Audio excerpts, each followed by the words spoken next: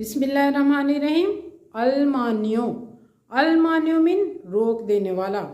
अगर बीवी से नाचाकी हो जाए, लड़ाई झगड़ा हो जाए तो खामद को चाहिए कि बिस्तर पर लेटते वक्त इस इसमें शरीफ को 20 मरतबा पढ़े और इंशाल्लाह नाचाकी झगड़ा ख़त्म हो जाएगा और घर में खुशहाली होगी। वैसे भी मियाँ बीवी आपस के नाराज़गी दूर करने के लिए बीवी भी यही अमल कर सकती है, कसरत से पढ़ सकती है। और जो शख्स इसका बकसरत विरद करेगा, इस इसम को पढ़ेगा तो किसी जायज़ काम के लिए तो अल्लाह ताला उसमें भी कामयाबी अता फरमाएंगे। बिस्मिल्लाहिर्रहमानिर्रहीम। अलमानियो, अलमानियो मीन रोक देने वाला। अगर बीवी से नाचाकी हो जाए, लड़ाई झगड़ा हो जाए तो खामद को चाहिए कि बिस्तर पर लेटते वक्त इस इसमें शरीफ को 20 मरतबा पढ़े और इंशाअल्लाह